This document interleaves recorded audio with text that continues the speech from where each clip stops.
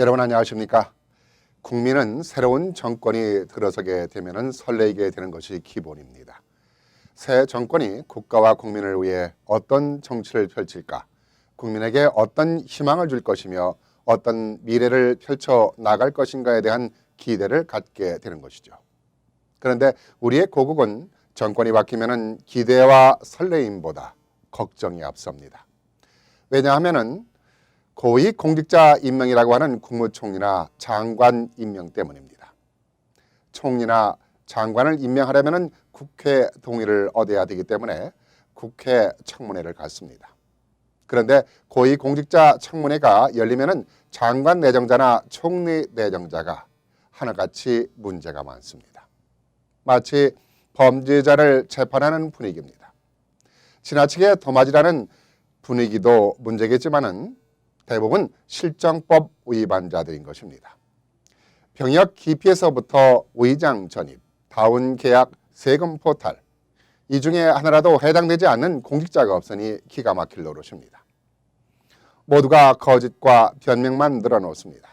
그래도 장관이 되고 총리에 임명되고 있으니 국민들은 허망할 뿐입니다. 처벌을 받아야 할 사람들이 국가의 중요한 요직에 임명되고 있으니 말입니다. 이번에 새로 기대를 모았던 황교안 국무총리 내정자도 혹시나 했는데 역시나 국민들을 이만저만 실망시키고 있는 것이 아닙니다. 생김새도 잘생기고 목소리까지 좋고 공부도 잘해서 사법고시를 합격해 검사 생활도 하고 법무장관까지 오르는 그야말로 탄탄대로 출세하며 무엇 하나 부족함이 없는 인물로 평가받았습니다. 그런데 뒤집어 보니 그게 아니었습니다.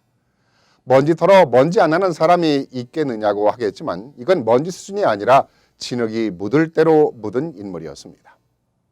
국정원 대선 개입 수사를 방해했고 서울시 간접단 조작 사건과 대통령 보호를 위해 검찰 수사를 부당하게 간섭한 사건의 주범이었습니다.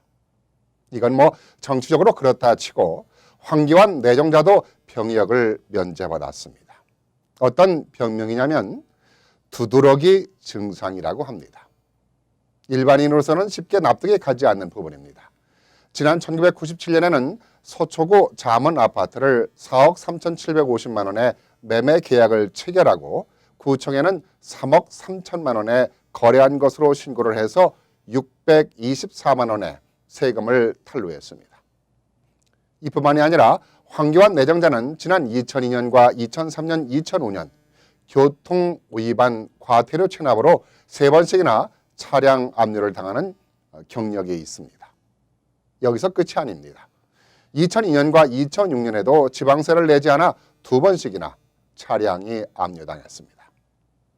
이건 어쩌다가 실수를 한 것이 아니라 권력을 이용한 갑질이었던지 세금 체납 상습범 수준입니다. 이것만이 아닙니다. 또 다른 일부 세금은 그동안 내지 않고 있다가 국무총리 내정자가 내정되면서 부랴부랴 냈습니다. 명색이 법무장관이었는데 말이죠. 웃기는 일입니다.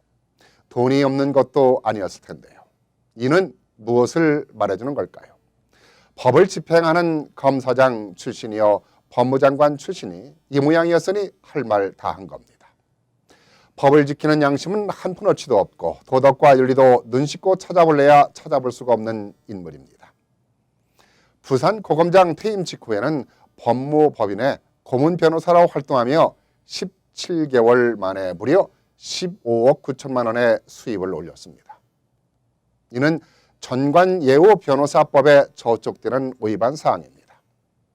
이러한 사실들이 명백히 밝혀지고 있는데도 변명으로만 일관하고 답변을 하고 있습니다.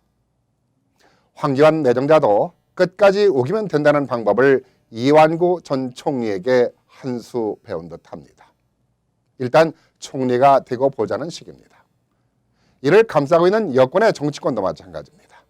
잘못을 감싸는 것도 정도가 있어야지. 한 국가의 국무총리를 선출하는데 상당한 문제가 있는데도 불구하고 내 편이라는 이유만으로 무작정 감싸는 것은 국민을 우롱하는 처사입니다. 또한 이렇게까지 억지를 부려 총리를 선출한들 국민이 이를 제대로 받아들일 것이며 총리 수행을 제대로 하겠습니까?